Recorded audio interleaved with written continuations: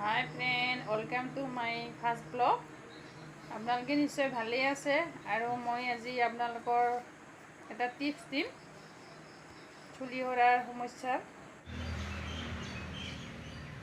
হাই friend, আপোনালোকক নতুন tips দিবলৈ ওলাইছোঁ বিষয়ে মই নিজে লগাইছোঁ আৰু আপোনালোকে নিশ্চয় ভাল পাব আৰু ভিডিঅ'টো শেষলৈকে চাই থাকিব। বেছি চুলি হ'লে বেছিকৈ ল'ব, যিহেতু মোৰ কম চুলি সেইকাৰণে মই 1 কাপ চাউল দিছোঁ। আপোনালোকৰ ঘৰত যি চাউল থাকে সেই চাউলকে দিব, কিন্তু মই পৰিমাণ চাউলেই লৈছোঁ। মোৰ ঘৰত বেলেগ চাউল নাছিলে, কিন্তু সিদ্ধ চাউল নল'ব।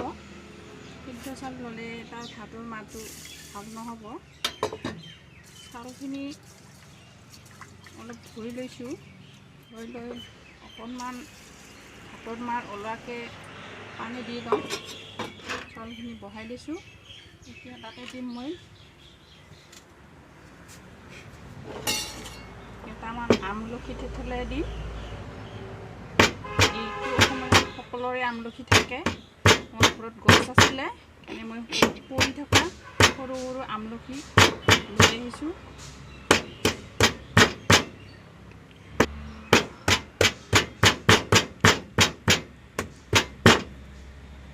আমলখি দি দিলোঁ, এতিয়া উতলাই আহিব লাগিব। ইয়াতে দিলোঁ মই আৰু এটা বস্তু, পিঁয়াজ। পিঁয়াজ চুলিৰ কাৰণে বহুতে ভাল, কিন্তু মই এইটো একবাৰেই লগাইছোঁ। একবাৰ লগোৱাতে মোৰ চুলি সৰা বহুতখিনি কমি গৈছে। দি দিছোঁ, এতিয়া ভালকৈ সিজিবলৈ দিম। এতিয়া মাৰটো ওলাই লওঁ। আপোনালোকে যদি এনেকৈ ভাল নাপায় তেতিয়াহ'লে ৰাতি চাউলটো ভিজাই থৈ ৰাতি তাৰে পানীখিনিও লগাব পাৰে। একেলগে পিঁয়াজটো ভিজাই থৈ দিব। মই যোৱাকালি পাহৰি গৈছোঁ কাৰণে ভাতটো সিজাই লৈছোঁ। সিজাই লোৱাটো সোনকালে হয়। চাউল ভিজাই থ'লে আগদিনাখন ৰাতিয়ে ভিজাই থ'ব লাগে।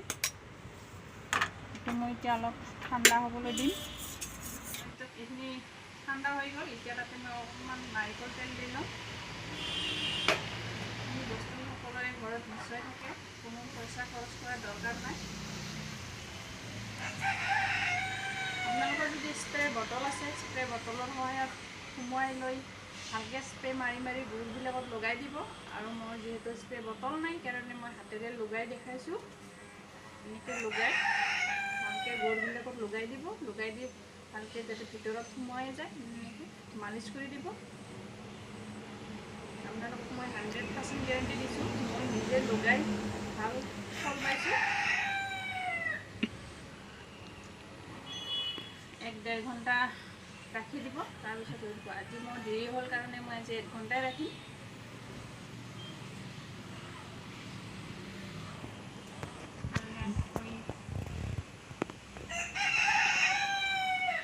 সকলোখিনি লগাই ল'লোঁ, এনেকৈ গোটেইখিনি চুলিত ভালকৈ লগাই ল'ব।